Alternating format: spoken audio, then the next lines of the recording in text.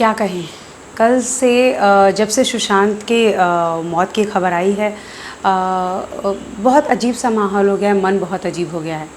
कई बार समझ में नहीं आता, बातें करें लेकिन क्या करें। आज हर तरफ दिवंगत सुशांत सिंह को कायर ठहराया जा रहा है, लेकिन क्या हमें सिर्फ सुशांत को कायर ठहराकर अपने कर्तव्य को यहीं पर समाप्त कर लेना चाहिए, या उसकी मौत से कुछ सीख लेकर अन्य किसी को इस तरह का कदम उठाने से बचाना चाहिए। ध्यान रखिए कि अन्य आत्महत्या और सुशांत सिंह की आत्महत्या में फ़र्क है। यह जीवन की कठिनाई से हार कर किया जाने वाला सुसाइड नहीं है।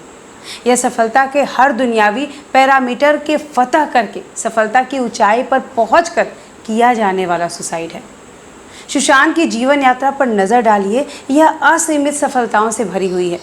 सुशांत ने जब पढ़ाई की तो इंजीनियरिंग टॉप रैंक से पास किया। उन्होंने तत्कालीन दिल्ली कॉलेज ऑफ इंजीनियरिंग के एंट्रेंस एग्ज़ाम में ऑल इंडिया रैंकिंग 7 हासिल किया। लेकिन यहाँ पहुंचकर जहाँ लोग संतुष्ट हो जाते हैं, सुशांत ने इसे छोड़ दिया, क्योंकि उनकी प्रवृत्ति थी चैलेंज लेने की, उसे जूझने की।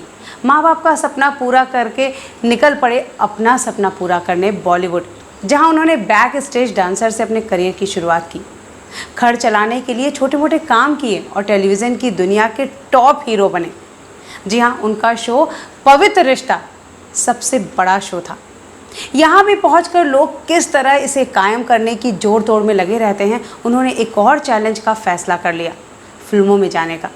जबकि इसमें इतना जोखिम था कि सीरियल का कलाकार फिल्मों में सह कलाकार नहीं चल पाता। यहाँ तो सुशांत हीरो बनने की चाहत रखे थे, हीरो बनना चाहते थे।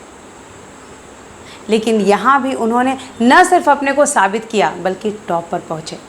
लेकिन अब क्या, अब तो सेलिब्रेट करने का समय था, और वो कर भी रहे थे, अपने 50 सपनों को पूरा करके, जिन सपनों की लिस्ट मीडिया में वायरल हो रही है। जब उन्हें किसी के साथ की ज़रूरत थी तो वे खोज रहे थे, वे रिश्ते बनाने लगे। कई लड़कियां उनकी ज़िंदगी में आई भी, लेकिन वह सभी में अपनी माँ का अक्स ढूंढते थे, जो 16 साल की उम्र में उन्हें छोड़कर इस दुनिया को अलविदा कह गई थी। लेकिन उन्हें निराशा हाथ लगी। फिर उन्हें याद आई अपनी माँ की मनौती, और वह मुंडन करवाने 17 साल के अंतराल पर अपने गांव आ गए। यहाँ उन्हें अपनी माँ की याद शिद्दत से महसूस हुई, जब गांव वालों का निस्वार्थ प्यार उन्हें मिला, जब गांव की चाची, ताई, बुआ उन्हें गले लगाकर पुचकारती, आशीर्वाद देती।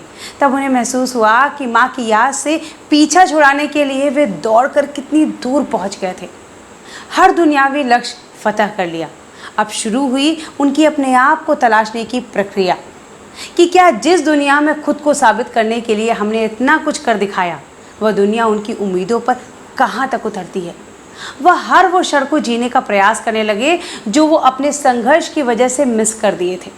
गांव में क्रिकेट खेले, अपने स्कूल के उस लैब में जाना चाहते थे जहां से पढ़कर वो फिजिक्स का नेशनल ओलंपियाड जीते थे। वह महसूस करना चाहते थे उस सफलता को। फिर वो अपने दिल्ली के इंजीनियरिंग कॉलेज गए। वहाँ कोई ऐसा व्यक्ति खोज रहे थे जिसे वो अपनी संघर्ष और सफलता की कहानी सुनाकर खुद को और उसको रोमांचित कर सके। लेकिन सभी अपने आप में बिजी थे। तब उन्होंने ट्वीट किया जलालुद्दीन रूमी की उक्ति, like shadow, I am and I am not. अर्थात मेरा होना ना होना कितना मायने रखता है दुनिया के लिए। वो धीरे धीरे डिप्रेशन की तरफ जा रहे थे, लेकिन वह उससे भी अपनी योद्धा प्रवृत्ति के कारण अंतिम क्षण तक लड़े। थेरेपी शुरू करी, दवाइयाँ ली, अकेलेपन से घबराकर अपनी गर्लफ्रेंड रिया चक्रवर्ती के घर पर रहने लगे। लेकिन उनके अंदर के कश्मकश को वह भी नहीं समझ पाई, और निराश मन सुशांत अपने घर लौट आए। फिर अपनी माँ को याद करके ट्वीट किया, धुंधला अतीत आंसुओं के रूप में वाष्प बनकर उड़ रहा है, मुस्कुराहट को उकेरते सपने और ज़िंदगी का ठिकाना नहीं, दोनों के बीच सामंजस्य कर रहा है माँ। यह तो स्पष्ट इशारा था, लेकिन लोग वक्त रहते समझ नहीं पाए। वैसे सुनने में आ रहा है कि उनके घर वाले नवंबर में उनकी शादी करवाने वाले थे, और तैयारी भी चल रही थी ताकि कोई उनका अकेलापन बांटने वाला मिल जाए। यह शादी किससे होने वाली थी, यह नहीं कहा गया है। सुशांत लड़ते रहे, लेकिन इसी बीच कोरोना की वजह से लॉकडाउन हो गया। यह सुशांत पर और भी भारी पड़ गया। एक तो डिप्रेशन, ऊपर से खाली बैठना। खालीपन डिप्रेशन के पेशेंट के लिए घातक है। काम में व्यस्त थे तो इतनी दिक्कत नहीं थी, लेकिन तभी उनके एक लाइन से उनके क्लोज फ्रेंड की आत्महत्या की खबर आने लगी। पहले मंजीत ग्रेवाल, फिर प्रेक्षा मेहता, दिशा सालियान। इन खबरों ने उन्हें तोड़ दिया। 13 जून की रात उनके कुछ दोस्त उन्हें संभालने पहुंचे, उनके घर पर रुके, कंपनी दी। सुशांत डिप्रेशन से लड़ रहे थे। सबको आश्वस्त किया कि मैं ठीक हूँ। दोस्त अपने घर लौट आए। सुशांत सुबह उठे, नॉर्मल रूटीन फॉलो किया, पापा से बात की, जूस का ग्लास लेकर अपने कमरे में गए। अपने दोस्त को फ़ोन लगाया, फ़ोन पिकअप नहीं हुआ। अपनी मुंबई में रहने वाली बहन को फ़ोन लगाया, लेकिन दुर्भाग्यवश वो भी फ़ोन नहीं उठा पाई।